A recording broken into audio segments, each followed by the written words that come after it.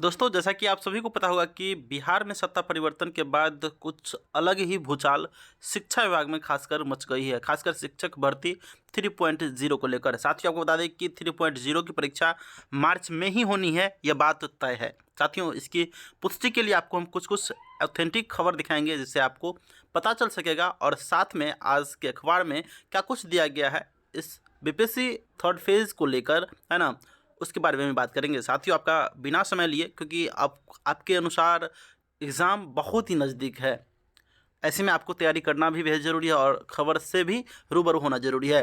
चलिए देखते हैं आज की खबर को।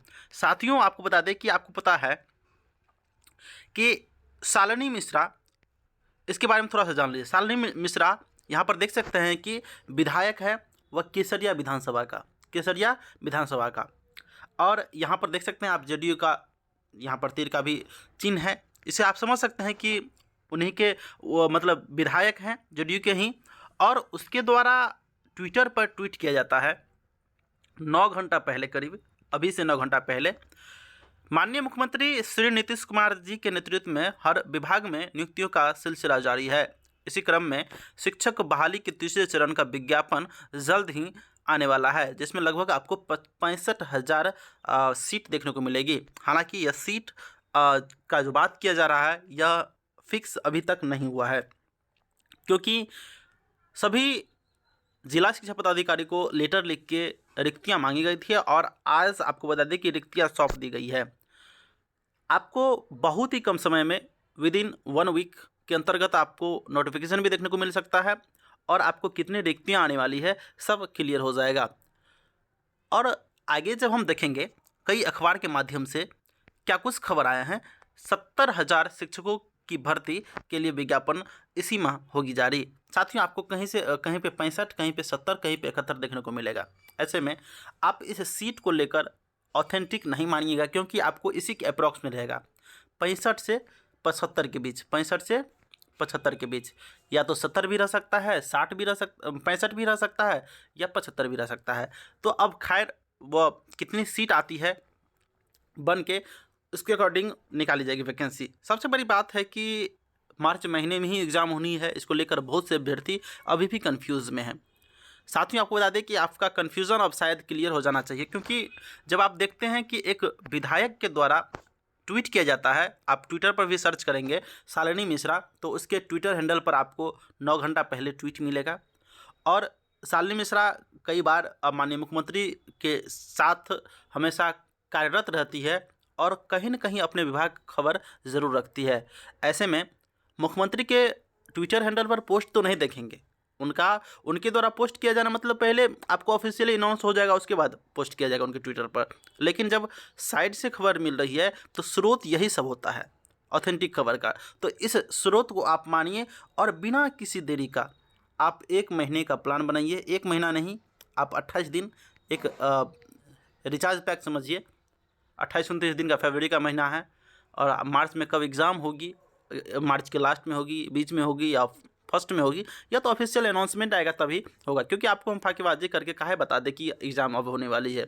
कई जगह न्यूज़ ऐसी वायरल है कि किनको लिया जाना है, फिर इनको किनको नहीं लिया जाना है, ये तो विभाग डिसाइड करेगी ना। जब तक ऑफिशियल अपडेट नहीं आएगी तब कैसे पता चलेगा कि जो भी डीएलएड 24 वाले सेशन अभ्यर्थी है, मतलब 22-24 वाले, बीएड वाले 22-24 वाले, उसको लिया जाना है या नहीं लिया जाना है। हालांकि अभी हाल ही में बता दें आपको, सीटेट का एग्ज़ाम हुआ है और इसमें जिसका डीएलएड फाइनल है, हो सकता है कि इसको मौका मिल जाए, क्योंकि जब तक नोटिफिकेशन आएगी तब तक सीटेट का भी रिजल्ट लगभग आ जाएगा। तो इसके अकॉर्डिंग हम देखते हैं कि सीटेट जो अभी हाल ही में हुई है 2024 जनवरी में, 21 जनवरी को, उसको लेने की चांस बन रही है।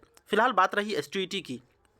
साथियों, अपेयरिंग एसटीईटी अभ्यर्थियों के बारे में अगर हम बात करें तो अपेयरिंग को अगर मौका दिया जाता है तो बिल्कुल आपको इसमें फॉर्म भरने का मौका मिलेगा। लेकिन हम बात करेंगे टीआरई फर्स्ट के तरह ही, टीआरई फर्स्ट में भी आपको मौका दिया गया था, आपने देखा था, अपेयरिंग वाले को मौका दिया गया था। क्योंकि ये देखिए, बिहार का ही सारा काम है, बिहार सरकार ही सब कुछ करेगी, तो हो सकता है कि आपको इसमें मौका दे दे और थोड़ा सा बीपीएससी का ही रिजल्ट डिले करके, और इसमें आपको बहुत ही एक शानदार बेहतर प्रदर्शन करने का मौका मिलेगा। लेकिन समय तो है ही नहीं, छोड़िए, खैर इस पर हम बात नहीं करेंगे। देखिए यहाँ पर 70,000 शिक्षकों की भर्ती के लिए अब विज्ञापन इसी माह जारी होगी। तीसरे चरण की बात की जा रही है। शिक्षा विभाग तृतीय चरण के शिक्षक नियुक्ति की तैयारी में जुट गया है। इसको लेकर फरवरी में ही विज्ञापन जारी किया जा सकता है। शिक्षा विभाग आपको बता दें जल्द ही इस संबंध में समान प्रशासन विभाग के माध्यम से बीपीएससी को अधियाचना भेजेगा। तृतीय चरण में करीब 70,000 पदों के लिए विज्ञापन जारी होने की उम्मीद जताई जा रही है।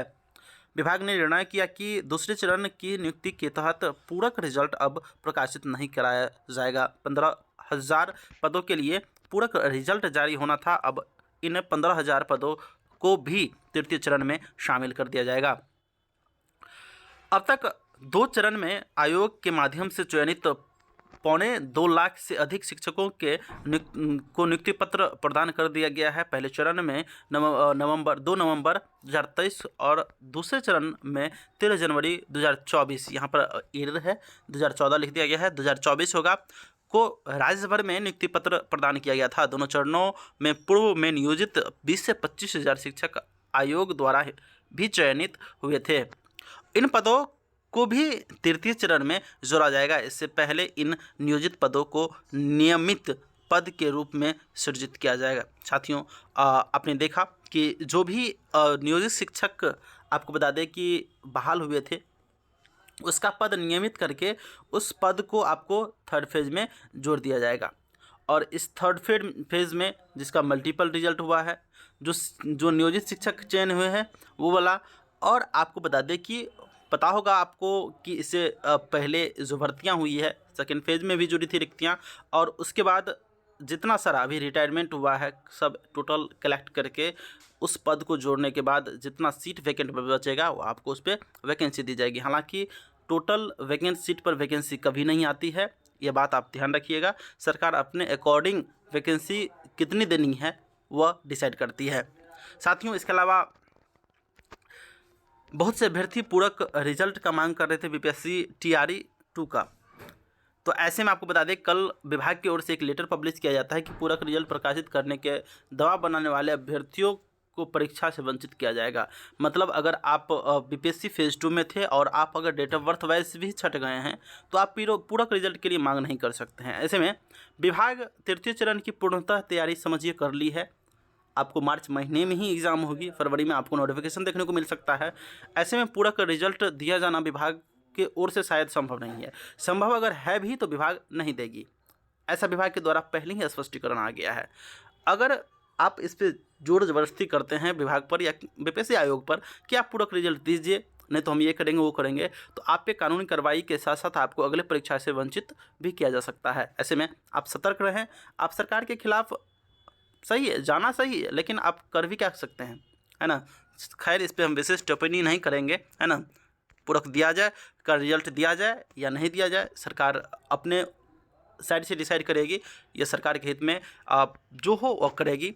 साथियों चलिए आज की वीडियो को हम यहीं पर अंत करते हैं। फिलहाल आपको एक और अपडेट दे दें, जो भी नियोजित शिक्षक हैं उसका सक्षमता परीक्षा भी होना है। ऐसे में आपको पता होगा कि सक्षमता परीक्षा का आवेदन आज से आमंत्रित किया गया है। इसमें आप आवेदन फिलअप कर सकते हैं। लगभग 89 विषयों पर इसमें परीक्षा होनी है और मार्च महीने में ही आपकी परीक्षा लगभग स्टार्टिंग मार्च में ही हो जाएगी, जैसा कि कल आनंद किशोर का बयान भी आया था। साथियों आपने देखा होगा।